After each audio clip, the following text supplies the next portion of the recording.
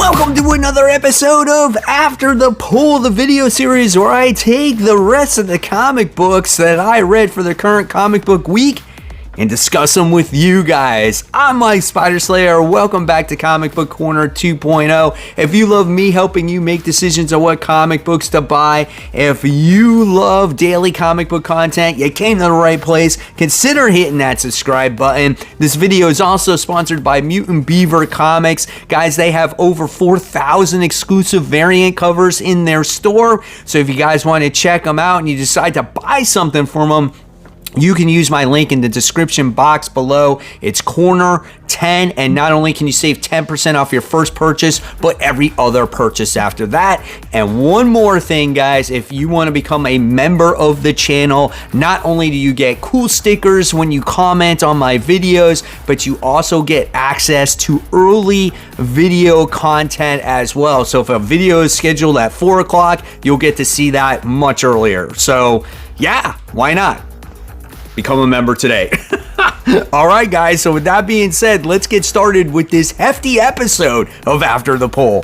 Vampirella 666. Yeah, this one is done by Christopher Priest. The art is done by Ingron Gundas, if I said his name right. I'm sorry if I didn't. It's a 32-page comic for $5. The artwork is pretty good in this book. I like the horror elements and the grotesque elements in this comic. It doesn't look too bad. There's some sexy scenes in here, what to expect when it comes to a Vampirella book. There's some nice covers as well. However, was this new, I guess, supposed jumping on point, new reader friendly? Honestly, as a person that has never really read Vampirella before, I may have dabbled in an issue here or there. I did find myself a little bit lost, because I'm just not familiar with these characters. It's not to say that this was not a bad book. This is not a bad book in any stretch of the imagination. It's basically, Vampirella going through a groundhog moment here where she's kind of reliving the same day every day in a way, and I guess she's got this new status quo where she has a husband and she has a teacher, or she's a teacher and things like that. And just, she winds up getting murdered because she winds up finding things out and she starts the day over again. So it's an interesting concept for the story. It just, I felt a little bit lost reading it because I'm just not familiar with the lore or the characters or whatnot. So at the end of the day, story-wise, let me give it a B. Will I continue it? Maybe, just to see if I can catch on a little bit more. So before we go deeper into this episode, there are a few books that I did not read this week because I just haven't got to them yet. One was Batman. That's on the bottom of my pile. I'm just not happy with that series right now. The other one is an X-Men book, and then there's Kill Your Darlings, which my shop didn't have physically, so I'll have to read that one digitally, but hopefully I'll get to them before the end of this comic book week. So the next book that we're going to talk about is The Bloody Dozen. This is the Tales of the Shrouded College. This is issue 3. This book is written by Charles Soule. It's actually a pretty fun book when it comes to a bunch of people that were recruited by the Shrouded College to actually rescue these vampires from a spaceship next to the sun so they can take on supernatural identities, because I guess the world is going to go to war with crazy creatures. In this issue, you get to witness what is going on in this book, that of them actually going to the spaceship and rescuing those vampires, and you get introduced to all these vampires for the first time. I thought it was a pretty interesting story, probably a little bit dialogue heavy, not a lot of action in this particular issue, but I feel like it's still setting up things of what's to come in this series. But I like the characters, I like the concept of the story. We'll see if it continues to get better And yeah, I'm going for issue 4 here. So at the end of the day, I'm going to give this one a B-. Not my favorite issue of the bunch, but I did enjoy it. Miles Morales Spider-Man. This is issue 16, legacy numbering 298. We're almost at 300. And then we have 28 pages for $4, written by Cody Ziegler. This is Federico Fancetti does the artwork. Great artwork here. Nice, like, pin-up pages, all-out action in this particular issue. When it came to a fight, a battle in this particular issue, it was way better than Amazing Spider-Man, and we'll talk about Amazing Spider-Man later on in this episode. It just seemed like a great fight, a great battle all in general, and we get to see Miles meet up with his new arch nemesis once again, which is Rabble, and we do get to see a betrayal in this comic book. And if you're reading the comic, you should read this one before Amazing Spider-Man, because it's noted in here. But honestly, I read Amazing Spider-Man first. It didn't really make that much of a difference, you know.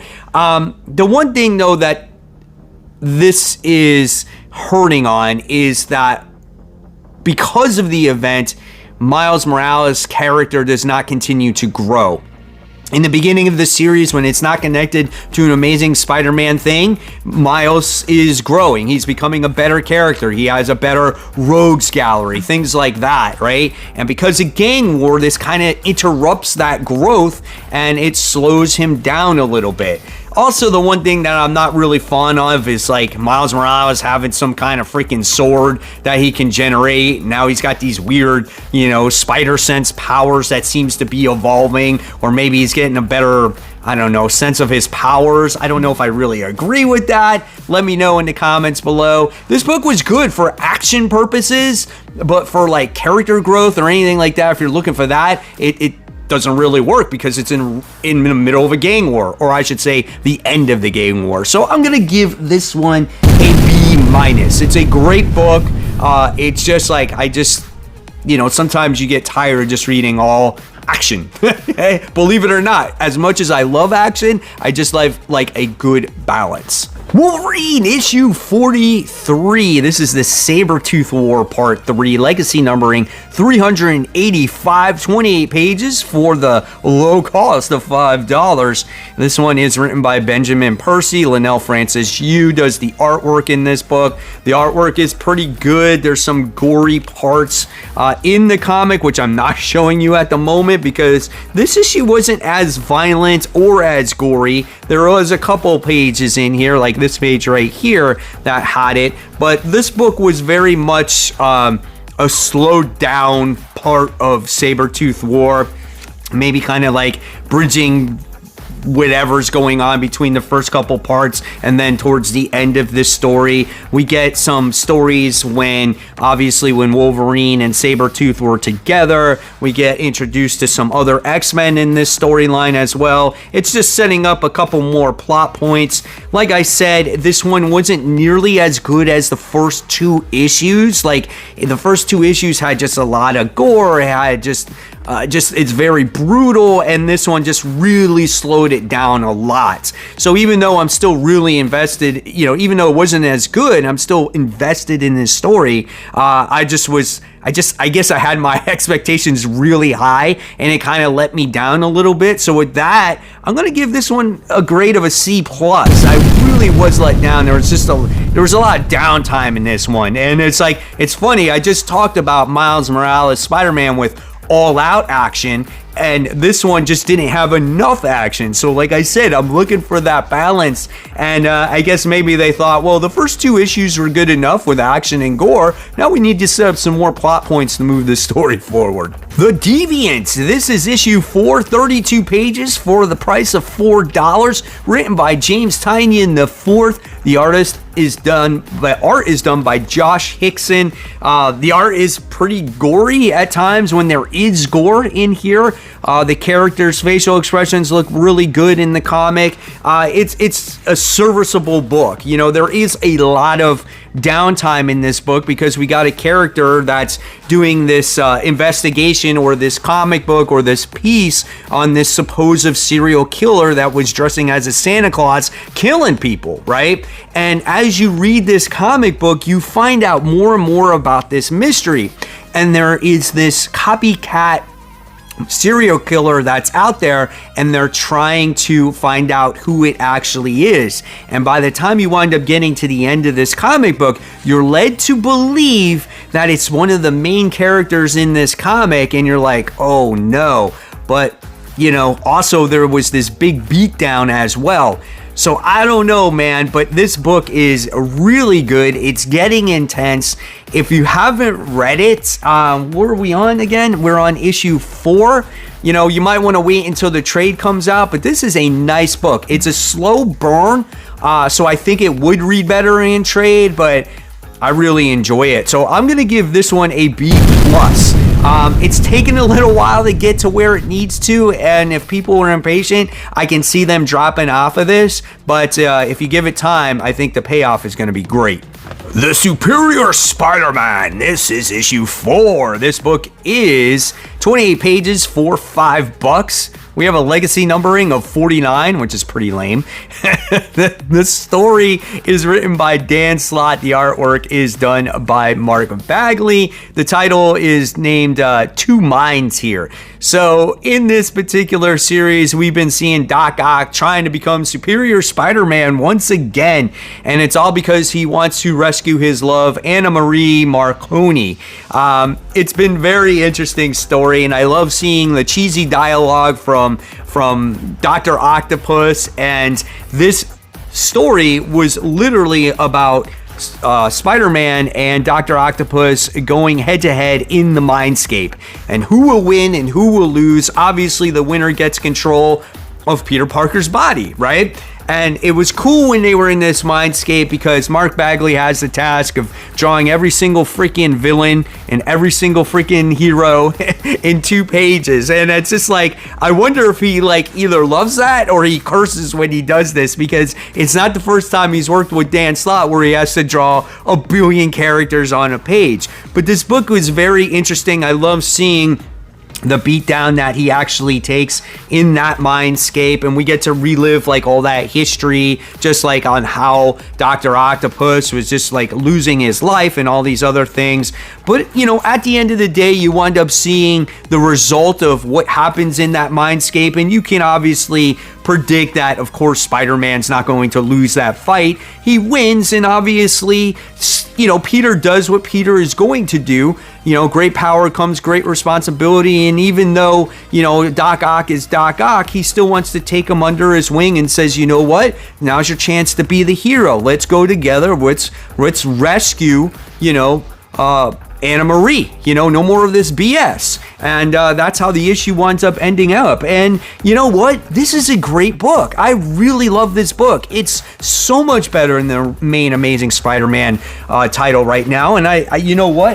There's a lot more Spider-Man books right now that are better than the Amazing Spider-Man, because Dan Slott's written Amazing Spider-Man, and even though I had my issues with his run, this run is awesome. I really liked it. Now, my only problem with this book is it's called Superior Spider-Man. How long are we gonna go on with this story for? It seems like it's only going to be like 5 or 6 issues because he already lost trying to be Superior Spider-Man again. So I don't know, that's my one issue with it, but as an individual issue, I thought it was really good. I'm going to give this one an A. I just had so much fun reading it, man. It's a great book right now.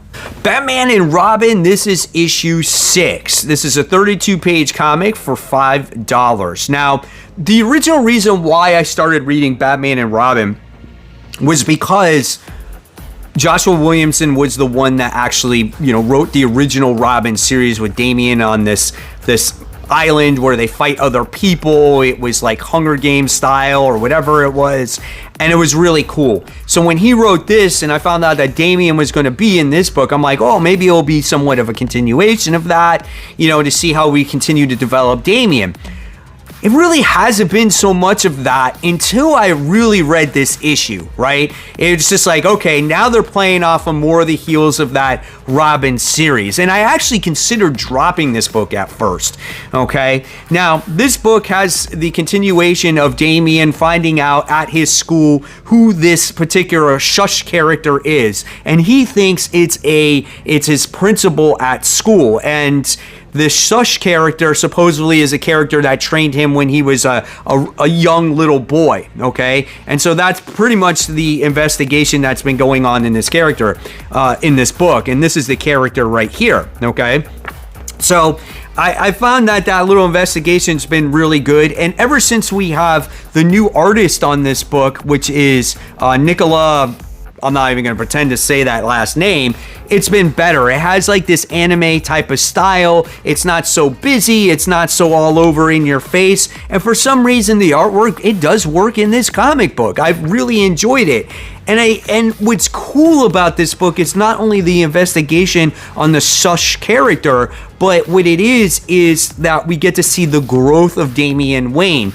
And the one thing that Joshua Williamson introduced in the last run was that Damian loved to draw like comics and manga and stuff like that, and we got to see 2 pages of his work here, and I thought that was really cool. You get like a comic within a comic, and I thought that was so neat.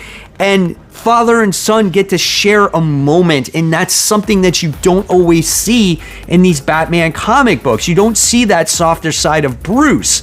And it made this book very grounded for a minute, you know, and I really, really like that. And so that's why this book rose for me up in the ranks. Then they start doing this freaking battle against Man-Bat, and I'm like, oh, this kind of fucking sucks. Excuse the F word there for a second. It just came out. But then you get the very last page, and this is a spoiler, but you get a particular character that makes her appearance, and you haven't seen her since that Robin run. Here's a spoiler in 3, 2, 1, and it's the return of Flatline. I was like, oh, sweet. I loved her. You know, she like disappeared at the end, and I'm curious to see what her involvement is going to be going forward. So Batman and Robin continues to improve. I'm happy I did not drop this book. This one was an A for me as well. It had its moments, its little roller coaster moments in this particular issue in itself. Some of it was filler, but I can see kind of where they're going with it. So I really enjoyed this one, guys. Blade issue 8. Blade's Journey to the Land of the Dead. That's right, guys. This is 28 pages for $4. This book is written by Brian Hill. The art is done by Elena Casagrande. The artwork is pretty good. I like this particular art in this comic.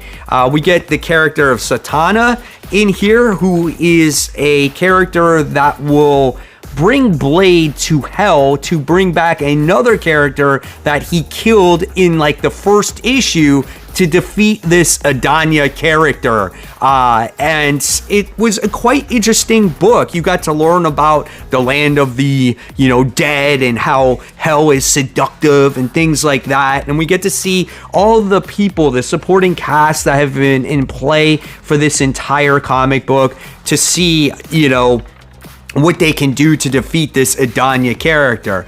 Do I think that this book has gone on a little bit long? Yeah, I think so. And I think after all this is all said and done, I think it's probably going to start to lead into the whole Marvel event. What's it called? Blood Hunt or something like that. I got to do a video on that one. But it was an overall entertaining read. And I've liked Blade. This has been probably my favorite Blade series in a long time. There's a lot of Blade books that I've checked out and I haven't enjoyed, but I like learning a little bit about Hell and some of the other characters in this portion of the Marvel Universe. So yeah, I'm gonna give this one a B-. Not my favorite book. It's a setup for things to come before the huge climax, but still a good read. Vengeance of Moon Knight. This is issue 2. This is legacy numbering 232. This is a 32-page comic for $5. This book is written by Jed McKay, and the art is done by Alessandro Cappuccio. The artwork is freaking top-notch, and the colorist here, Raquel Rosenberg, is beautiful. Facial expressions in this comic are great. Everything about the way this comic book looked, I absolutely love. The action scenes are fantastic, and I was really on the fence about this issue 2 of this, Moon Knight comic, because I fell off of the first Moon Knight. Not just because it was bad, it was just like, I didn't read one issue, and I'm like, I wasn't enjoying it all that much, because there was a lot of, issues that were like, okay, but this was the second issue in a row where I really enjoyed everything that I read and looked at here. Now, in this particular book, this is you're kind of finding out that Tigra, has a crush on Mark Spector. And when you read this comic, you're kind of like, oh, it all makes sense now why she feels that this Dark Moon Knight is not a Mark Spector. And you wind up getting to see this battle happen throughout the entire book, like I said.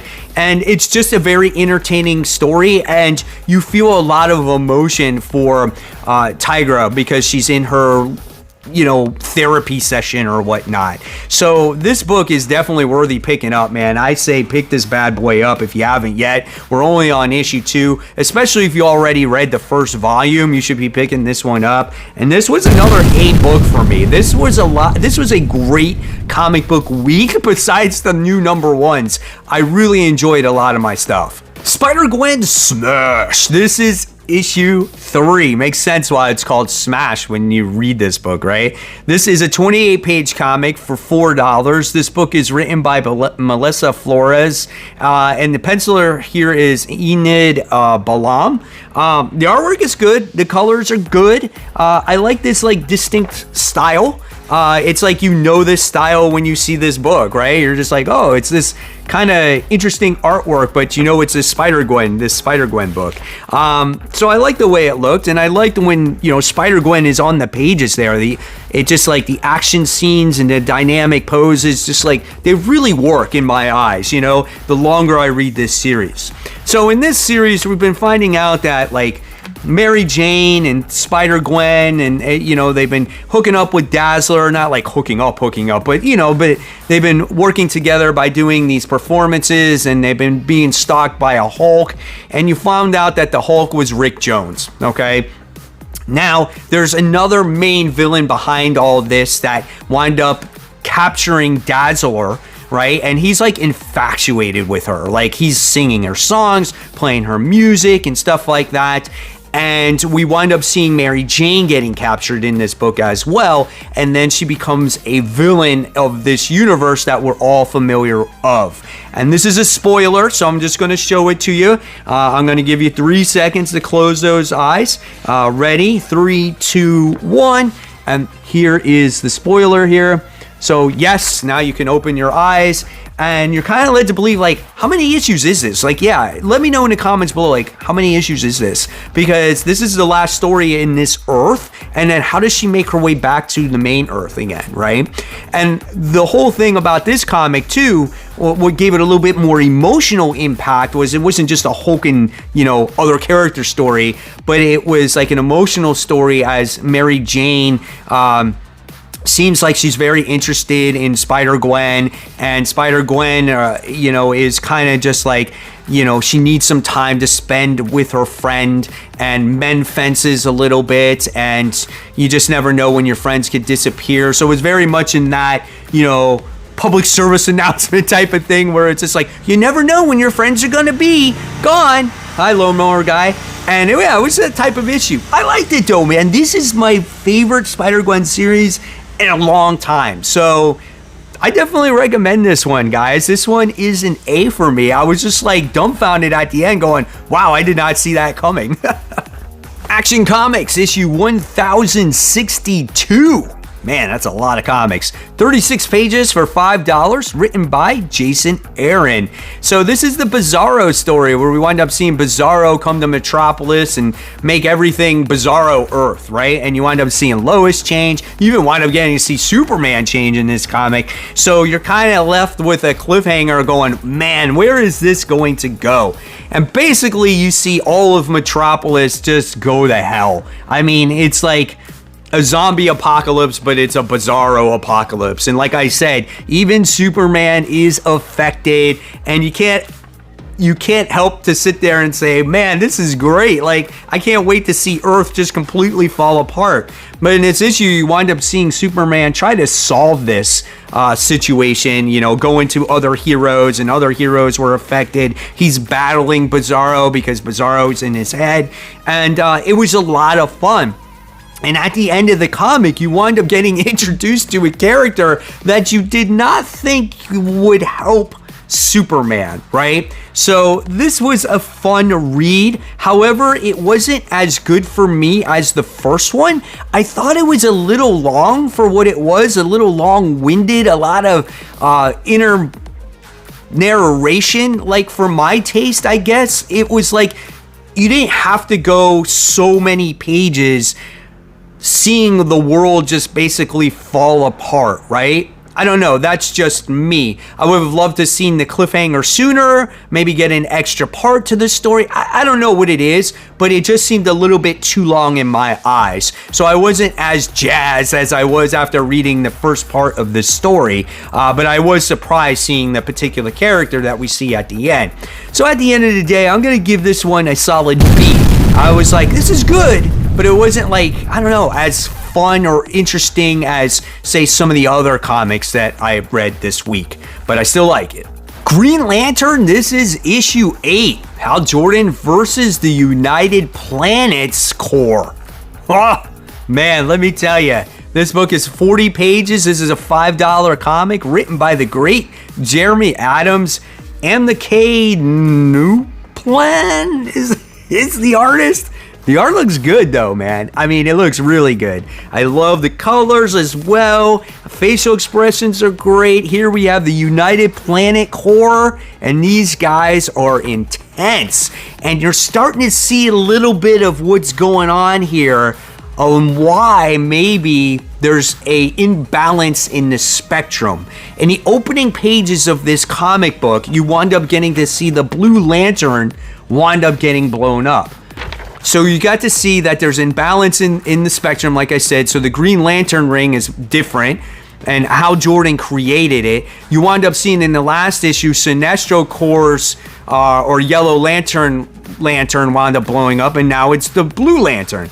And for some reason, Hal Jordan knows that there's an issue. He can't escape Earth. He's quarantined to Earth, and he gets this visit with this United Planet Corps group. And they can physically change to any color that they want. So if they want to be yellow, they can be yellow. If they can be green, they can be green. They can be blue. They'll be purple. They be whatever they want, right? And they see him take on Hal Jordan. Pretty freaking cool.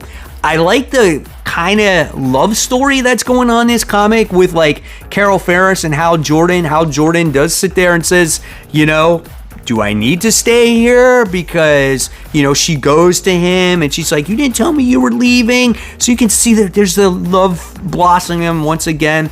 And we wind up seeing Hal Jordan go to the help of Madame Xandu to find out what's going on with his ring and the core and everything else like that. Really cool stuff.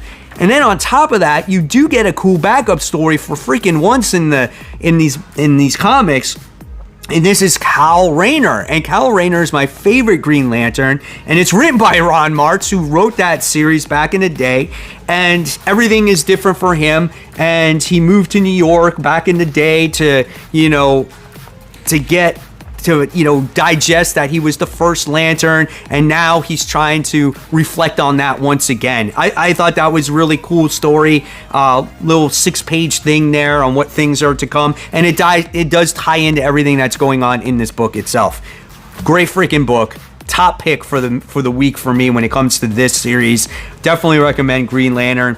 Jeremy Irons a great writer, man. I can't wait to see the direction of this book, and I hope he's on this book for a very, very long time. This is an A+, guys. Really check this one out. The Amazing Spider-Man, issue 43. This is legacy numbering 937. This is 28 pages. This is $5. This is the final fight of the gang war starts here. So it's the beginning of the end. We got one more of this Amazing Spider-Man run that deals with the gang war, and then we're going to be moving on. This book is written by Zeb Wells. John Romita Jr. is the artwork. Okay, so when I in the beginning of the video showed you the Miles Morales fight with the Hobgoblin and Rabble, and you saw all that action and dynamic poses and explosions everywhere, right? And I said that's how the fight should be when you're, reading a gang war book. Yeah, here's this. There you go. That's what you can get from John Romita Jr.'s gang war fights. Oh yeah. Look at that fighting action, man. That's intense. That's in your face. It's just absolutely just close-ups of faces once again, because it seems like he just can't draw, real art anymore, and it's a shame. He just doesn't fit the book, and that's what it is. Listen, when it comes to this book, it's just a fight. There's no more story. It's just like Dark Web, where the first issue of it, the introductory issue, the alpha issue, seemed to have so much promise, so much emotion, so much character drive. There seemed like there was stuff at stake. Madame Mask being brutally, gave a beatdown to Hammerhead. You wind up getting to see Janice, who was emotionally just exhausted off of her father's possible death, and Randy and all that other stuff. And here, there's been nothing. It's nothing. There's nothing there. It's just subpar artwork on a freaking page with just random people fighting. There's no substance to this comic. Now, people ask me, since I'm such a huge Spider-Man fan, why is my name, why do I call myself the Spider Slayer? Well, originally why I started this channel, it's because it was my gamer tag, and I had no idea what was going on at the time in YouTube. So I'm just gonna call myself Spider Slayer because I like the villain. It's my gamer tag, And so, but then at the same time, over the years, it's become to the point where I either really love my Spider-Man comics or I become very critical of them, and I slay them, man. I destroy them when they're bad. And this comic in itself is it's bad in every stretch of the imagination. And this just solidifies that this has been the worst run of that I've ever read of Spider-Man. And it's sad to say that, but it just is. I can't stand it anymore. It's so frustrating. I always get disappointed, and I always am very optimistic in the beginning because I'm always going to give someone the benefit of the doubt. And when Zeb Wells was writing this gang war stuff or this street level villain stuff, it seemed very promising. It was his best storytelling, and I'm like, oh well, maybe freaking editorial is the one that's driving it. No, it's just bad. It's not good writing. He can't write the character. There's no emotion, there's no drive, there's nothing at stake. It's just absolute, it's bad. It's not good. You gotta take someone off of it, man. So it's an F. It's just a freaking F. It's sad because I have no intention of reading Batman. Well, I'll probably read it when I get time to read it, but that story for me is it's so lackluster. And then you got Spider-Man on top of it at the moment that's lackluster. At least I can read other Spider-Man books and then get my enjoyment out of the character. When you got Dan Slott writing a Spider-Man story and it's better, it's just sad, right? And when you got freaking Miles Morales Spider-Man, that's maybe not the best, but it's still better. You like Spider-Boy better than this? I do.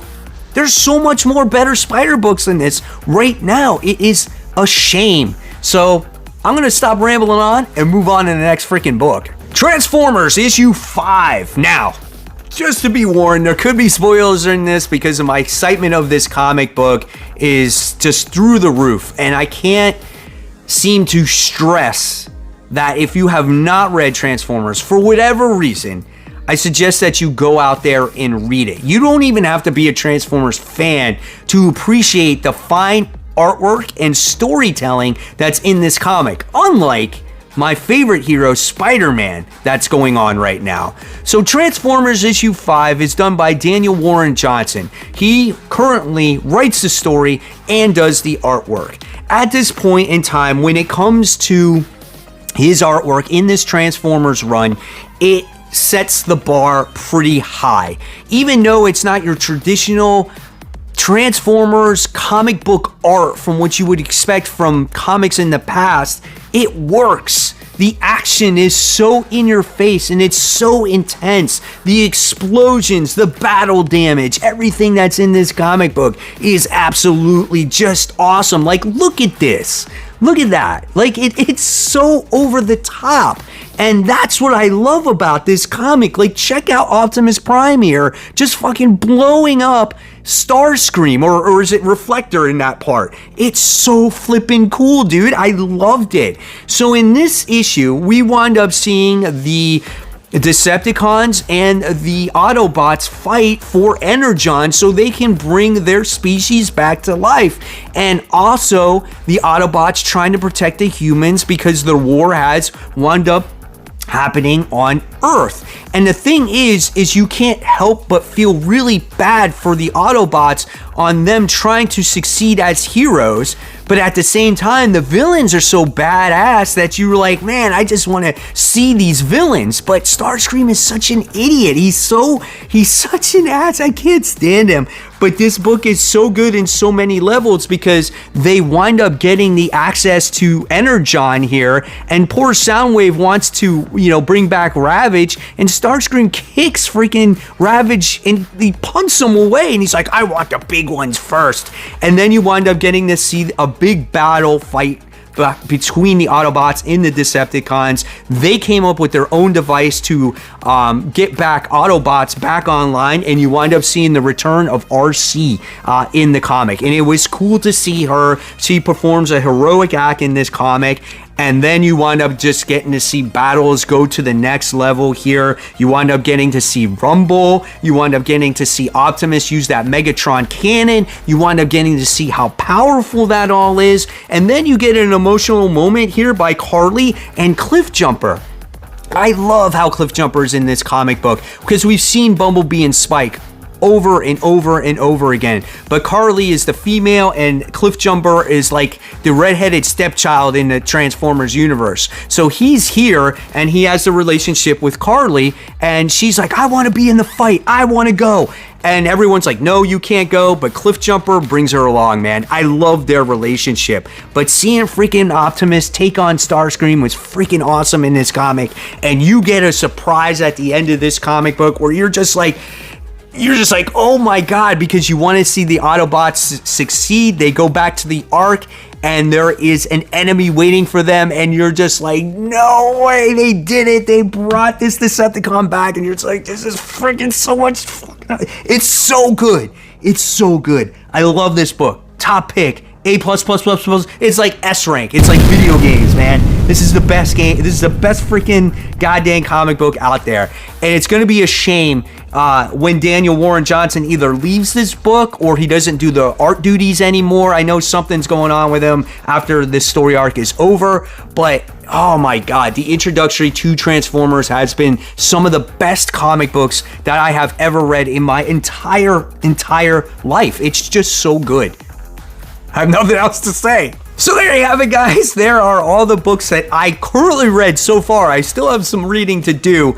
But as always, I want to hear your comments down below on what you thought of this video. Like I said, consider joining the membership of this channel to get early access to videos and cool little features. And as always, guys, I'll leave you more content right here. This is actually day 2 of a Jacksonville haul that I most recently was at.